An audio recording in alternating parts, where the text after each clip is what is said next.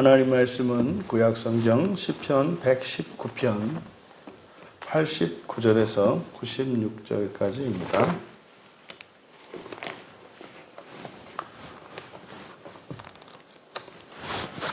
우리 같이 한 목소리로 함께 읽겠습니다. 여호와여, 주의 말씀은 영원히 하늘에 굳게 섰사오며 주의 성실하심은 대대에 이르나이다. 주께서 땅을 세우셨으므로 땅이 항상 있사오니 천지가 주의 규례들대로 오늘까지 있음은 만물이 주의 종이 된 까닭이니이다. 주의 법이 나의 즐거움이 되지 아니하였다면 내가 내 고난 중에 멸망하였으리이다. 내가 주의 법도들을 영원히 잊지 아니하오니 주께서 이것들 때문에 나를 살게 하심이니이다. 나는 주의 것이오니 나를 구원하소서. 내가 주의 법도들만을 찾았나이다. 악인들이 나를 멸하려고 엿보오나 나는 주의 증거들만을 생각하겠나이다. 내가 보니 모든 완전한 것이 다 끝이 있어도 주의 계명들은 심히 넓으리이다. 아멘.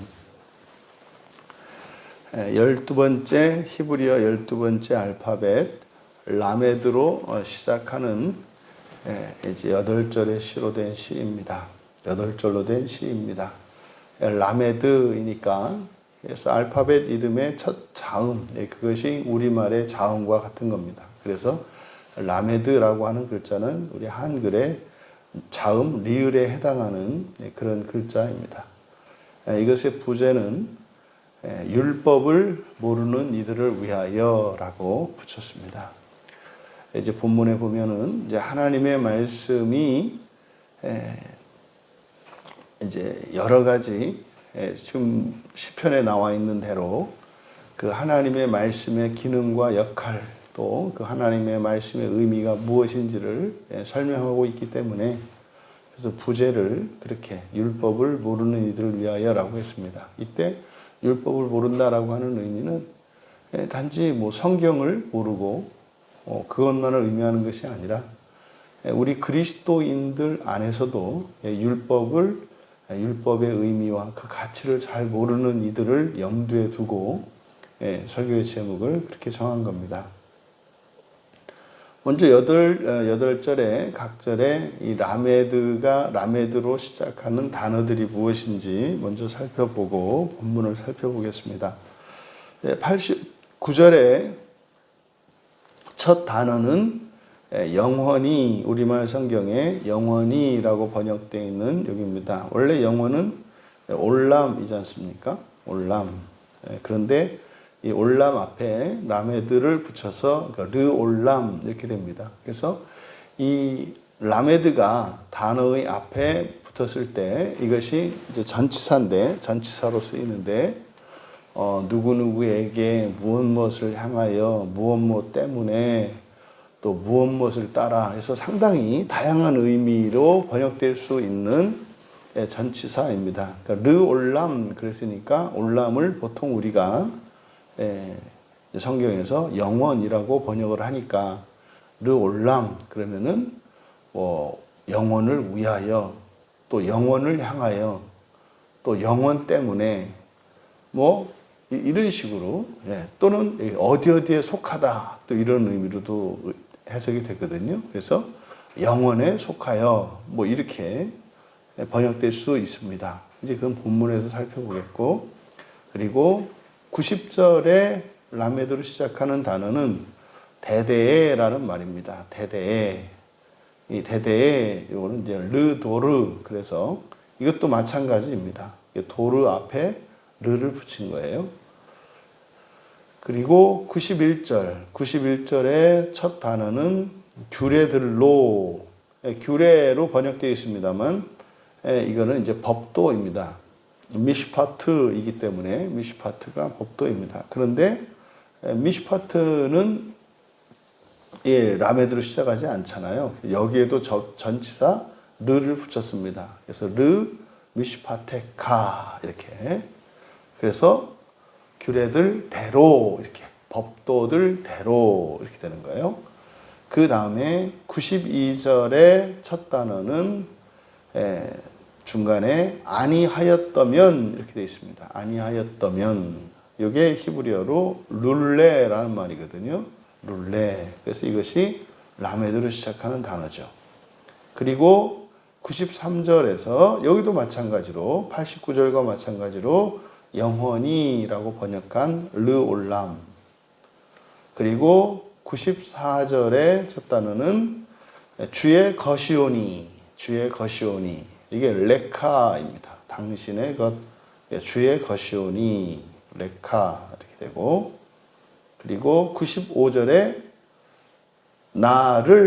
나를이라고 번역된 이게 리입니다. 리, 나를.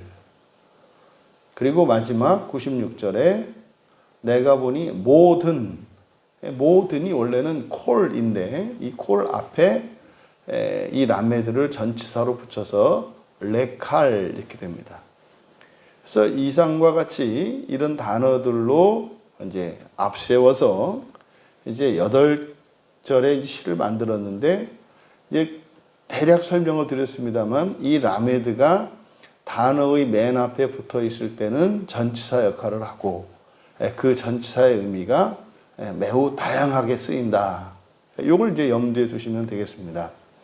그럼 이제 89절부터 살펴보면 여호와여 주의 말씀은 영원히 하늘에 굳게 섰습니다. 이렇게 되어 있는데 그대로 직역하면 이제 우리말 성경에 영원히라고 번역된 단어가 올람이 아니고 올람이라고만 원문에 올람이라고만 되어 있는 것이 아니라 르올람 그렇지 않습니까?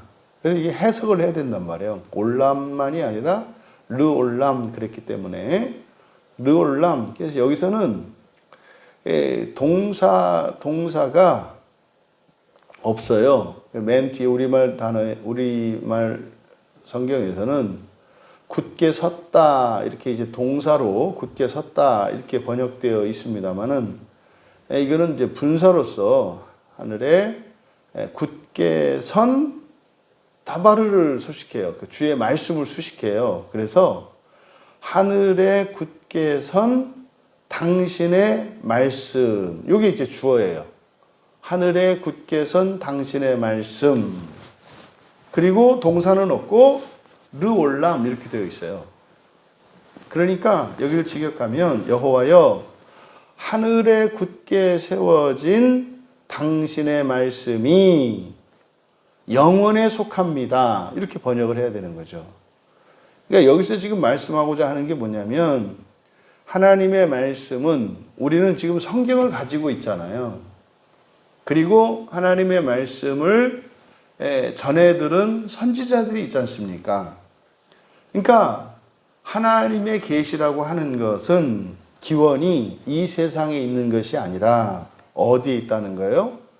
영원에 속하는 거라는 거예요. 사실 그 영원이라는 게 우리는 알고 있지 않습니까? 하나님의 나라이거든요. 하나님의 나라에 속한 게 하나님의 말씀이라는 거예요.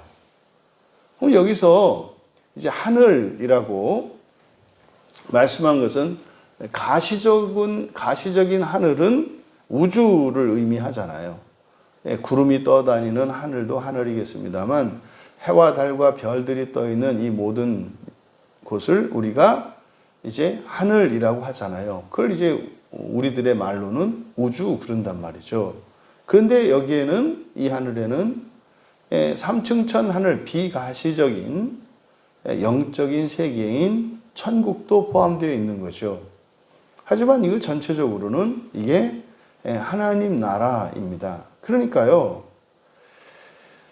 이 우주라는 것이 또 저 천국이라는 것이 어떻게 세워졌다는 거예요? 하나님의 말씀으로 세워졌다는 거예요.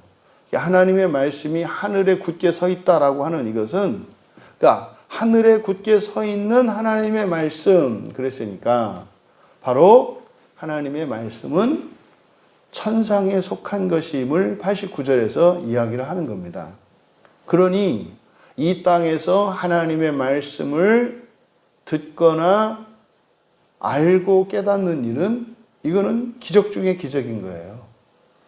여러분, 하늘에 있는 별도 우리가 따올 수 없는데, 하늘의 별은 가시적이잖아요. 해와 달과 그것도 현실적으로는 불가능한 일이겠습니다만은 어쨌든 그게 눈에 보이기라도 하지 않습니까? 그런데 그 천상에 속한 삼층천 하늘에 속한 그 하나님의 말씀을 우리가 어떻게 알아요? 절대로 알 수 없는 거죠. 그러니까 여러분, 이 성경의 가치를 따진다면 어마어마한 거잖아요.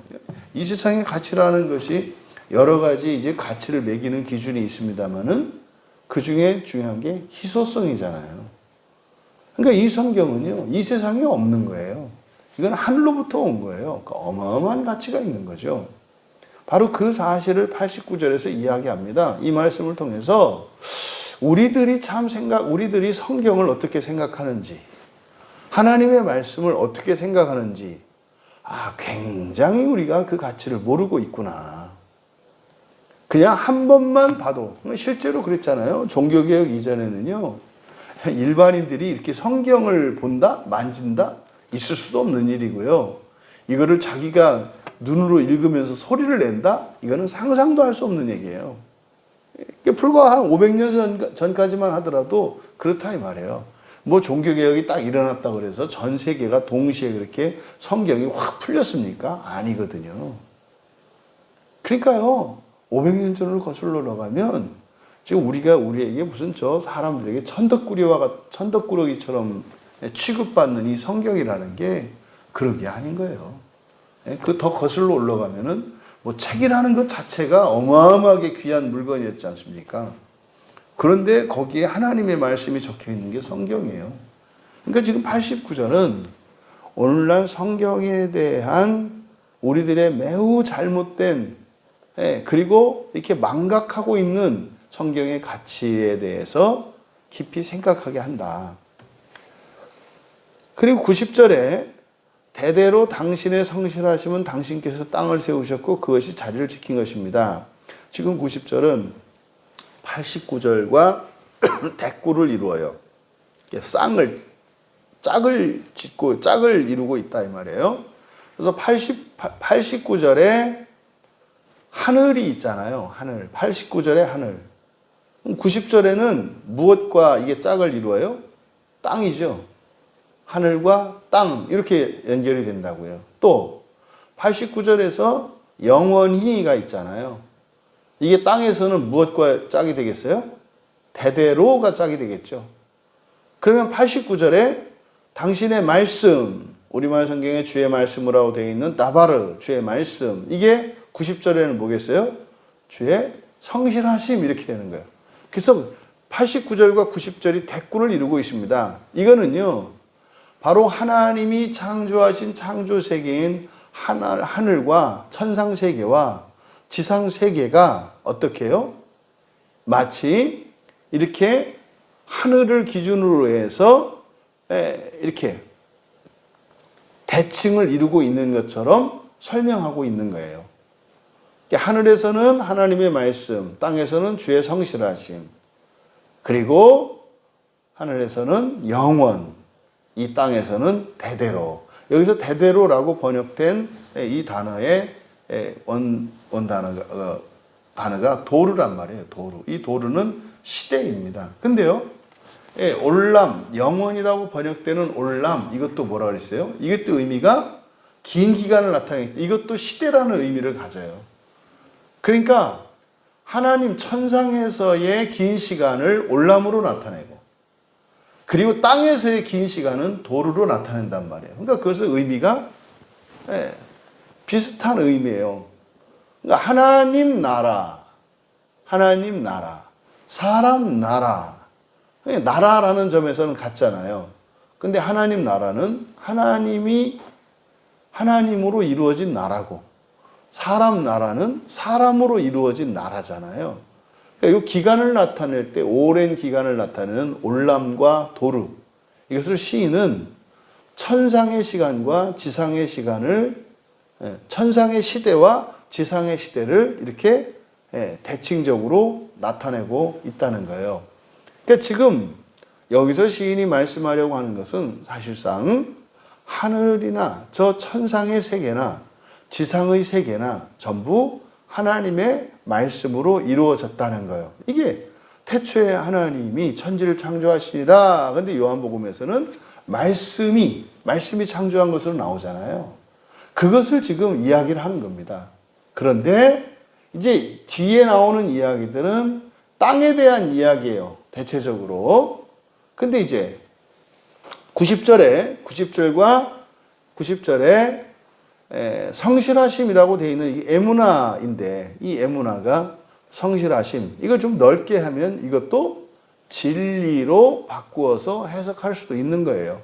그러면 주의 말씀, 주의 진리, 그러면 좀 더 연결이 잘 되지 않습니까? 근데 성경에서 주로 이제 이 에무나는 성실하심으로 번역을 하니까 뭐 그렇게 해도 상관이 없다. 왜냐하면 하늘에 속한 하나님의 말씀이 이 세상도 창조했는데 이 세상에서 하나님의 말씀이 어떤 역할들을 하고 있는지, 그래서 그 율법이라고 얘기할 때 이 토라는 보통 모세에게 계시하신 하나님의 말씀을 율법이라고 한다 이 말이에요. 그럼 이게 지상에서는 어떤 기능을 하고 어떤 작용을 하는지, 결국 하나님의 말씀이 여러 가지 명칭으로 불리는데 그 모든 게 다 뭐라는 겁니까? 한마디로 말하면 천상에 속한 하나님의 말씀이라는 거예요. 이걸 지금 설명하려고 하는 거예요.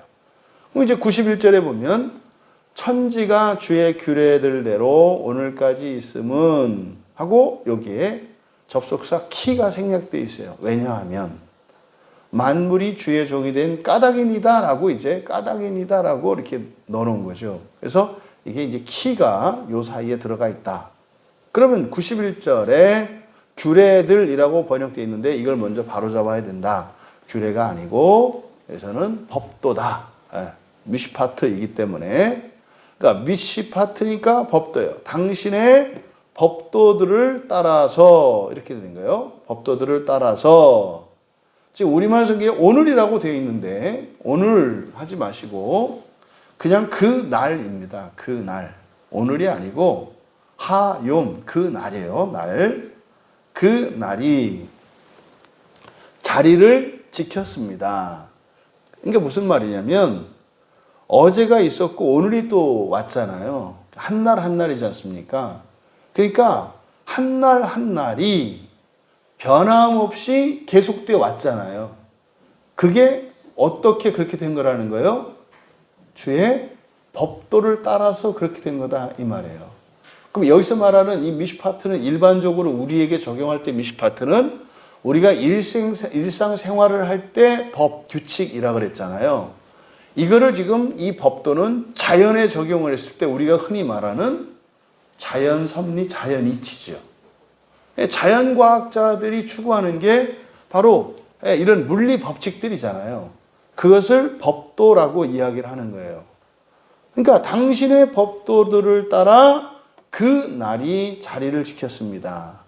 그렇죠. 매일매일이 있는 이유가 하나님의 법도를 따라서 있는 거다. 왜냐하면 만물이 당신의 종들이기 때문입니다. 이제 이건 우리는 무슨 말인지 아는 거예요. 왜?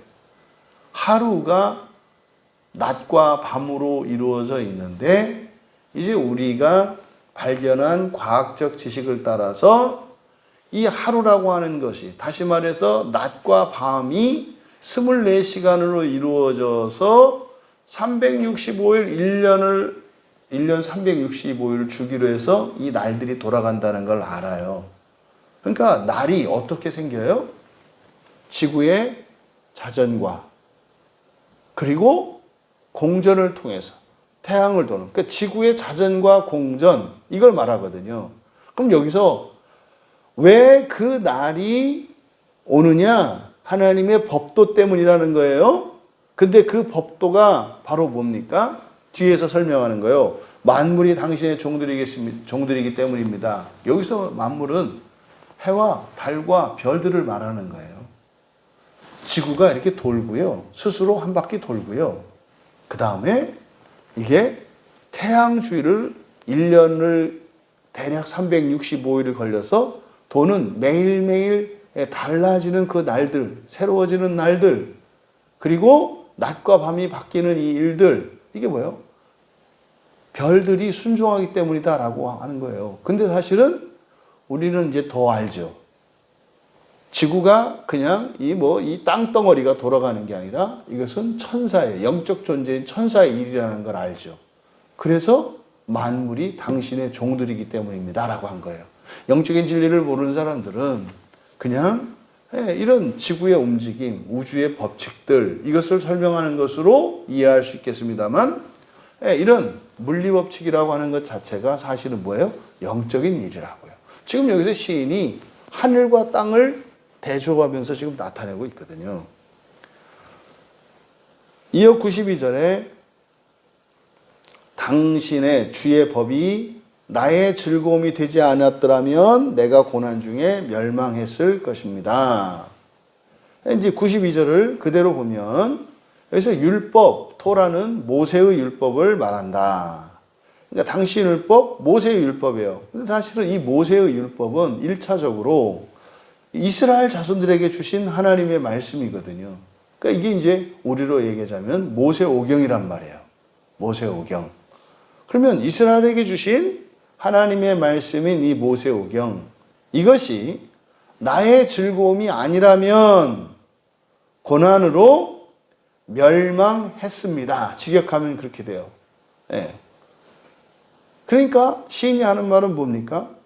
이 율법은 모든, 그러니까 멸망당할 만한 고난 속에서 멸망당하지 않게 하는 것인데, 그것의 요체는 즐거움이라는 것을 말해요. 그러니까 율법은 즐거움이 될 수 있어요. 근데 율법을 즐거워하는 그것은 단지 율법을 좋아한다 이런 것이 아니라 멸망당할 만한 고난 속에서 멸망을 피할 수 있게 하는 힘이라는 거예요. 율법으로 말미암는 즐거움이. 그러니까 시인은요, 그 율법이 이 시인의 즐거움이었다는 거죠. 그런데 돌아보니까 말이죠, 이 시인이 겪었던 그 고난의 순간들은 거기서는 벗어날 길이 없었던 거였어요. 그런데요, 벗어난 거예요. 내가 어떻게 그 상황에서 망하지 않고 죽지 않고 어떻게 살아남았지? 어떻게 건재할 수 있었지?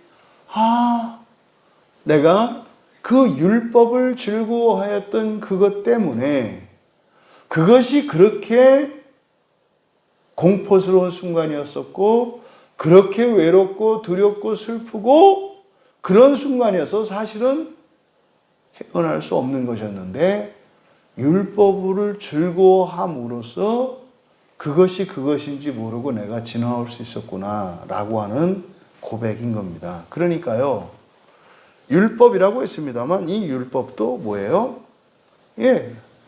멸망당할 만한 고난을 이길 수 있게 하는 즐거움을 주는 하나님의 말씀이라고 설명을 하는 거예요. 그러니까 시인은 지금 율법을 그렇게 정의하는 거예요. 율법은 멸망당할 수밖에 없는 고난 속에서 멸망당하지 않을 수 있도록 즐거움을 주는 것이 즐거움을 주는 하나님의 말씀이다. 오늘날 사람들이 율법과 복음 이걸 대조적으로 하면서 마치 율법은 하나님의 이런 은혜가 없고 말이죠. 율법은 사람들이 뭘 행해야 되는 거고 율법은 그냥 마냥 멍해가 되어서 무겁기만 하고 고통스럽기만 하다라고 하는 이 생각이 시인의 말씀에 의하면 완전히 잘못된 거예요. 율법은 즐거운 거래요. 근데 즐거운 것은 단지 어떤 감정적인 즐거움이거나 지적인 어떤 유희를 말하는 게 아니라 현실적으로 멸망을 피할 수 없는 그런 고난의 상황 속에서 살아남게 하는 즐거움이라고 말하고 있는 거예요. 그러니까 율법을 우리는 놓을 수가 없어요. 이거를 반드시 지켜내야 돼요. 이어 93절에 내가 주의 법도들을 영원히 잊지 아니하오니, 그리고 키가 생략되어 있어요. 여기서도 키, 왜냐하면 주께서 이것들 때문에 나를 살게 하시기 때문입니다. 여기서 93절의 법도는 교훈으로 바꾸시고, 왜냐하면 여기에 사용된 단어가 피쿠드입니다. 피쿠드는 우리가 교훈으로 바꿨단 말이에요. 그러니까 이것도 하나님의 명령이에요. 근데 피쿠드를 교훈이라고 번역하는 것은 어떤 명령인데, 우리가 모르는 것을 가르쳐 주는 하나님의 명령, 이거를 이제 그래서 교훈이라고 번역을 하는 겁니다. 내가 당신의 교훈들을 영원히 잊지 않을 것입니다. 이렇게 되는 거예요. 영원히 잊지 않을 것입니다. 왜냐하면 당신께서 그것으로 나에게 살게 하셨기 때문입니다. 그것으로 나에게 살게 하셨기 때문입니다. 그러니까요, 이 교훈이라고 하는, 그래서 여기서 93절의 이 피쿠드는 92절에서 율법으로 말미암아서 멸망당하지 않을 수 있었다고 했잖아요. 그것을 여기서는 교훈이라고 말하는 거죠. 근데 그게 어떻게 했다고요? 나를 살게 하셨대요. 나를 살게 하셨대요. 그러니까 여기서 피쿠드 교훈이라고 하는 것은 뭡니까? 나를 살게 하는 하나님의 말씀이라는 거예요. 그러니까 그래서 우리가 보통 하나님의 말씀을 생명의 양식이다 이렇게 말하잖아요. 그러니까 나를 살게 하는 하나님 말씀. 또 94절에 가서 나는 주의 것이오니 나를 구원하소서. 여기서 구원하소서, 나를 구원하소서 밑줄 치시고, 여기 이제 사역형이라고 하는 히필형이에요. 히필 명령법으로 되어 있거든요. 그러니까 히필 명령법이면은 누가 무엇을 하게 하다 이렇게 되는 거예요. 누가 무엇을 하게 하다. 그러니까 이런 거 있잖아요. 뭐 어떤 일이 있을 때, 그거 제가 하게 해주세요 이러잖아요. 저 시켜주세요. 이거 할 사람, 제가 할게요. 이게 제가 할게요는 내가 하겠다 이게 아니라 사실은 뭐요? 제가 그것을 하게 해주세요 이거잖아요. 이게 히필 명령법이에요. 근데 지금 우리말 성경은 그래서 나를 구원하소서 이렇게 되어 있습니다만, 나를 구원하는 게 아니라 내가 뭐하게 해달라는 거예요? 구원하게 해주십시오예요. 내가 구원하게 해주십시오. 그러니까 이건 뭡니까? 당신의 것인 당신의 것인 내가 구원하게 하소서. 그러니까 여기서는요, 내가 나를 구원한다는 얘기가 아니에요. 그럴 때는 히트파일이라고 해서 나타내는 방식이 있어요. 여기서는 내가 구원한다라고 할 때는 구원하는 대상은 나와 있지 않아요. 그러니까 지금 94절에 당신의 것인 내가라고 했습니다. 내가 구원하게 하소서. 이게 뭡니까? 나도 하나님처럼 구원하게 해 주십시오라는 거예요. 날 살려주세요 이런 게 아니에요. 여기는 말입니다. 하늘과 땅에 대한 유비를 통해서 하나님의 말씀으로 천상세계가 이루어진 것을 이야기함으로써 하나님의 말씀을 받은 우리 신자들이, 하나님 자녀들이 해야 되는 것이 무엇인지를 이 시인은 깨달았어요. 이게 사실은 부활 이후에 일어날 일을 말하고 있어요. 그러니까 내가 구원하게 하소서. 왜냐하면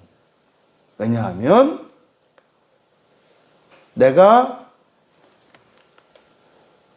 94절에 나를 구원하소서, 여기에도 왜냐하면이 생략되어 있어요. 왜냐하면 내가 주의 법도라고 되어 있습니다만, 이 법도가 아니라 여기도 피쿠드니까 여기도 그냥 교훈입니다. 내가 당신의 교훈을 찾았나이다. 이게 이제 다라시니까 찾다. 근데 여기서는 교훈이니까 이것을 탐구하다.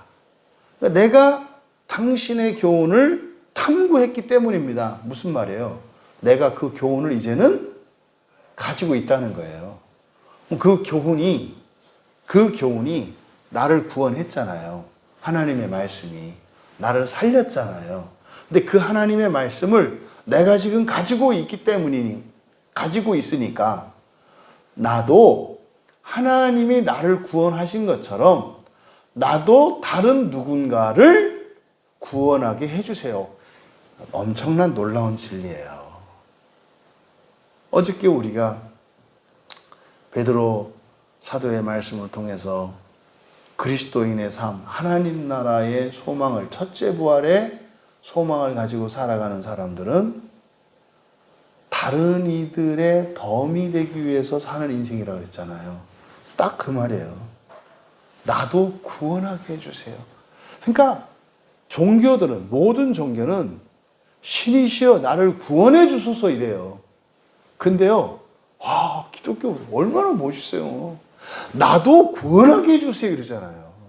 그러니까 나를 위해서 돈을 벌고 나를 위해서 은혜를 받는 게 아니라 이제는 내가 채워졌으니 이제 내가 다른 이들의 덤이 되기 위한 인생을 살게 해주십시오. 이거를 시인은 뭐라고 했어요? 당신의 것인 나도 구원하게 해주십시오. 이게 사실은 부활에 대한 이야기예요. 하지만 종말에 우리가 천상에서 하게 될, 부활 이후에 하게 될 재창조 사역을 이 땅에서는 어떻게 해요? 이웃을 살리고 도와주고 이렇게 하는, 이게 그러니까요, 이게 창조 행위란 말이에요. 그냥 선의 이게 아니라 우리는 뭐예요? 하나님의 자녀인 내가 하나님처럼 구원하면서 살게 해주세요 이 말이죠. 멋있지 않나요? 95절에 악인들이 나를 멸하려고 엿보니, 엿보다 밑줄 치시고, 여기 카와라는 단어인데 여기서 엿보는 게 아니고 기다리는 겁니다. 기다리다. 그러니까 악인들은 나를 멸하려고 기다렸습니다. 그런데 나는 당신의 증거들을 생각하겠나이다 밑줄 치시고, 생각하겠습니다 밑줄 치시고, 여기 생각하다라고 번역했는데 여기 히트 파일이에요. 이게 바로 스스로 하는 거예요. 스스로. 그래서 그냥 생각하겠나이다가 아니라 내가 당신의 증거들을 스스로 분별했습니다 이렇게 돼요. 스스로 분별했습니다. 지금 95절에서 이야기하려고 하는 거는요, 바로 94절에서 보세요. 하나님의 교훈을, 하나님의 말씀을 가졌어요. 근데 그 하나님의 말씀으로 먼저 구원을 얻었잖아요. 살아났잖아요. 그러니까 하나님의 말씀이 구원하는 능력, 살리는 능력이 있다는 것을 알았어요, 시인이. 그러니까 나도 이 말씀을 가지고 있으니까 나도 그럴 수 있겠네? 이 얘기를 하는 거예요. 그럼 하나님이 허락하시겠어요? 안 하시겠어요? 하시겠죠. 그러니까 이게 쭉 이어지는 거예요. 그러니까 그때 누가 나타나요? 악인들이 나를 멸하려고 기다렸습니다. 전쟁터예요. 전쟁이에요, 전쟁. 여러분들이 은혜 받으시고 여러분이 다른 사람들의 덤이 되기 위해서 살아갈 때 그냥 가서 할 수 있는 게 아니라 그 일 전에 누가 있어요? 마귀가. 그것을 저항하는 세력이 기다리고 있다는 거예요. 그럼 여러분 어떻게 하셔야 되겠어요? 예수 이름으로 물러가라! 이렇게 하는 게 아니라 어떻게 했다고요? 당신의 증거들을 스스로 분별했습니다. 영적 싸움에서 이기는 거는요, 진리예요. 하나님의 말씀으로 이기는 거예요. 그래서 이거를 스스로 분별했다 이렇게 얘기하는 거죠. 그러니까요, 마치 골리앗 앞에 선 다윗의 모습이에요. 딱 대적하는 세력이 있었고 그때 나는 어떻게 준비했다는 거예요? 말씀으로 준비했다는 거예요. 하나님의 말씀으로. 그러면 이제 뒤에 나오는 내용은 뭐겠어요? 전쟁을 하겠죠. 네? 전쟁을 하겠죠. 그러니까 이제 그 전쟁을 하고 나면 승리할 거 아닙니까? 그게 이제 96절이에요. 96절에 내가 보니 모든 완전한 것이 다 끝이 있어도 주의 계명들은 심히 넓으니다. 그러니까 이거 번역이 온전치가 않아요. 모든 완전한 것이 끝이 있어도 대략 의미는 뭐 틀리진 않아요. 근데 이게 정확한 의미는 아니에요. 왜냐하면 96절은 단순한 이 싸움이 아니라 사실은 모든 것이기 때문에, 모든 것이니까 종말에 대한 얘기거든요. 96절은. 그러니까 우리는 일상의 승리를 통해서 뭘 봐요? 종말의 승리를 본다고요. 이게 지금 96절에서 하는 거예요. 그래서 96절은 직역하면 이렇게 됩니다. 모든 완성을 위한 끝을 보았습니다. 모든 완성을 위한 끝을 보았습니다. 근데 이걸 이제 우리말로 지나치게 의역을 해서 모든 완전한 것이 다 끝이 있어도 이랬습니다만, 그게 아니라 보다라고 하는 동사의 목적어예요, 전부. 그러니까요, 모든 완성을 위한 끝이에요. 그러니까 모든 것이 완성되는 끝, 이런 의미예요. 이게 뭐예요? 종말이죠, 종말. 그래서 종말이라는 말 쓰지 않고 완성이라고 말하고 있어요. 그러니까 모든 완성을 위한 끝을 보았습니다. 그러니까 사실은 이게 지금 뭡니까? 이제는 내가 하나님의 말씀을 깨달았어요. 그 말씀이 살리고 구원하는 능력이 있다는 걸 알았어요. 그러니까 그 말씀으로 구원받은 내가 나도 그 말씀을 가지고 있으니 나도 그걸 구원할 수 있겠네. 그래서 요청을 하는 거예요. 나도 하나님처럼 하게 해주세요. 나도 하나님처럼 창조할 수 있게 해주세요. 그럼 해라. 그런데 그냥 되는 게 아니라 뭐예요? 악한 세력이, 사탄 마귀가 귀신들을 보내서 전쟁을 한단 말이에요. 방해한단 말이에요. 근데 했는데 어떻게 해요? 이겼어요. 근데 이겼는데 신이 거기서 뭘 봐요? 그 승리를 기뻐하는 게 아니라 그걸 통해서 종말을 봐요. 우와! 내가 이렇게 된다면 이 세상의 모든 것을 하나님이 구원하시는 그 종말을 생각하게 된 거예요. 그를 모든 완성을 위한 끝을 보았다라고 하는 거예요. 이게 뭐예요? 작정의 보편. 그죠? 그러니까 그때 그렇게 보니까 이제 현실적으로 내가 체험이 있잖아요. 하나님의 말씀으로 누군가를 구원한 체험. 영적 싸움을 이긴 이 체험이 있잖아요. 근데 시인은 거기서 그걸 보는 게 아니라 종말의 모든 것이 부활하는 그 영광을 보잖아요. 그리고 나서 한 말이 뭐예요? 당신의 계명은 심히 넓습니다. 당신의 계명은 심히 넓습니다. 이때 심히 광대하다, 심히 넓다, 이건 뭐겠어요? 모든 시간과 모든 공간과 모든 존재를 다 나타내는 말이에요.